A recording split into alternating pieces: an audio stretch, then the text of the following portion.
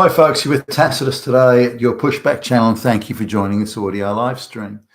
In this essay, I'd like to talk about the difference between how unruly non-white people are treated and how lower-level misdemeanor white people are treated. So I'll just draw some parallels there. Now, this was it came to me. Oh, I suppose it's not really a shock. You look at how BLM and Antifa can roam around spreading all sorts of mayhem and not get arrested.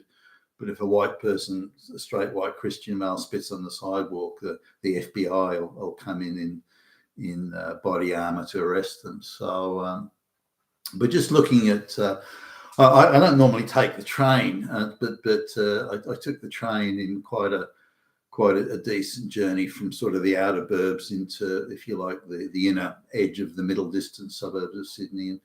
And because I don't take the train every day or rarely, it sort of strikes home. When I get on the train, there's hardly any non-white people. It's nearly all white people. It's pretty much an all-white area that I live in.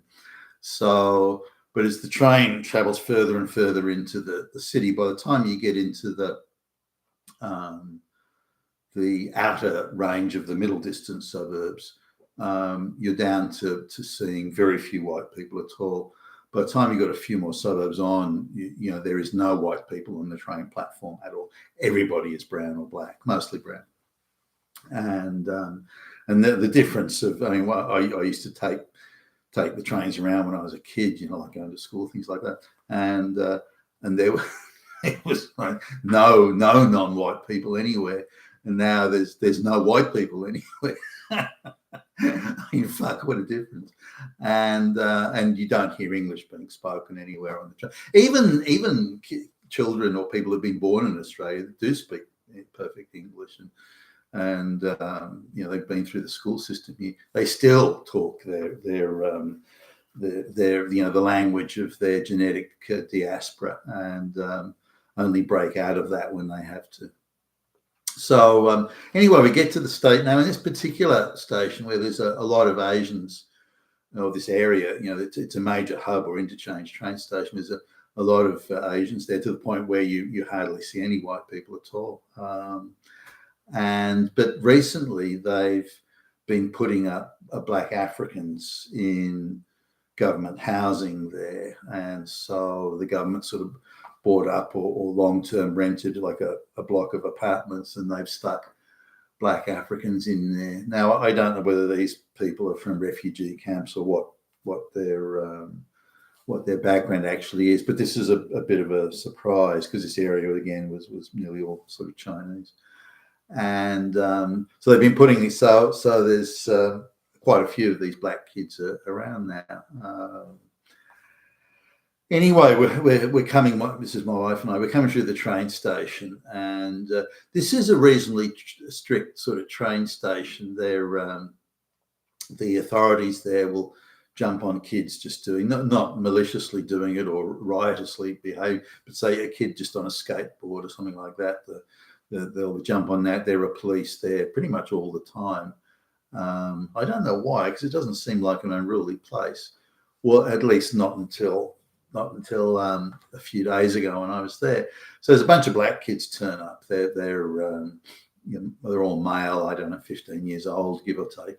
And they're in these gang groups, which they seem to like. They can't seem to travel one at a time. They always seem to have to congregate in gangs. I noticed this in the United States, and when I was doing a lot of traveling to third world countries, I noticed that there they always seem to hang around in gangs, which struck me as odd. Anyway, so they're there now. They decide that they're going to run riots. So they're playing, they're chasing each other around, grabbing each other's things, yelling obscenities, jumping on the seating and leaping around, swinging off the bars of the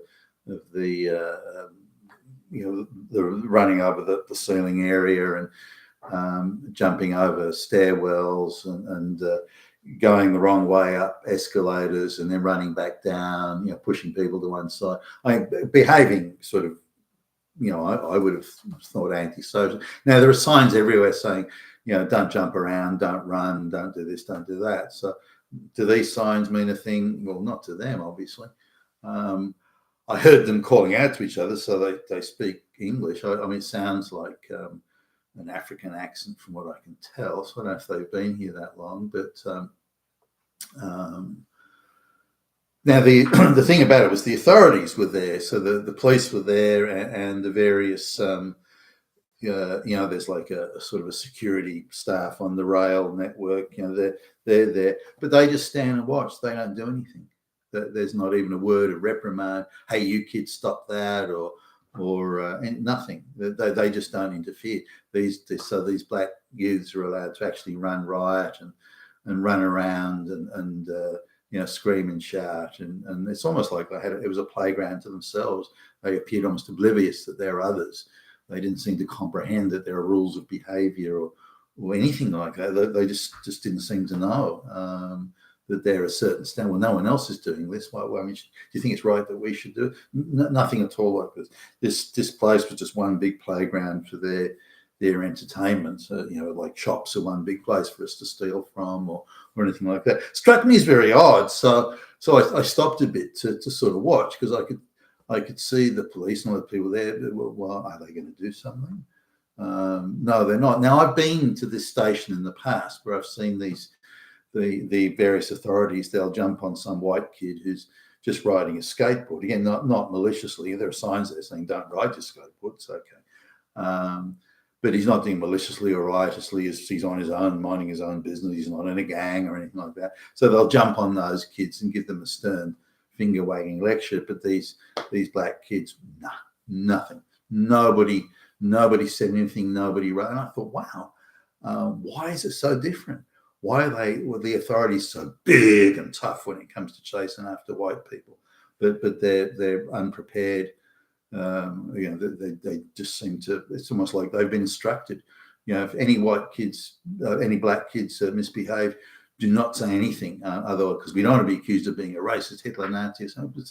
So the black kids just carried on. There's no restraint. They're not going to learn from anything. They're not going to say, "Well, gee, that's unacceptable behaviour in a public train station."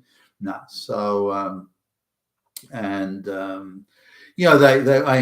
case in one instance, one of the black kids ran past and ran close to some people sitting down that had their luggage in front of them, and nearly tripped over the luggage and then kicked it away, and this sort of thing. So I don't know if anything was damaged in that, but this sort of behaviour that I would consider completely unacceptable. And I think most people would, but to these kids, they just seem to have no comprehension that it was unacceptable, and no comprehension they should be accountable to any rules, which is the same behaviour that I noticed in most of the black people in the United States as well. They had that attitude too. So now I just want to contrast this, because when we came back to the all-white station. On the return journey, there were 3 police officers where you come out from the train station, and they're there to catch fare evaders. So people who haven't paid their fare, the police are there to actually arrest them. I mean, fuck. And there are 3 police officers there to do this. So the police seem to have a lot of resources to do some things in all white areas. Those damn white Christian males, they better be accountable to the law. And no one's above the law. No one's above the law. But black youths rioting or not paying the fares. This was the other thing that got me too, because when the black kids came in, they all, quite athletically, by the way, all jumped the turnstiles where you pay your or you swipe your card or whatever. They just jumped it. Those rules don't apply to them. But again, the authorities did nothing. Yet they're all big and tough going after the white people. I mean, have things broken down that far? Is that how bad things have got? I mean, I feel. I mean, it seems incredible to even be talking about this, but yet here we are. You're being a Tacitus today. You're a Pushback channel. Thank you for listening.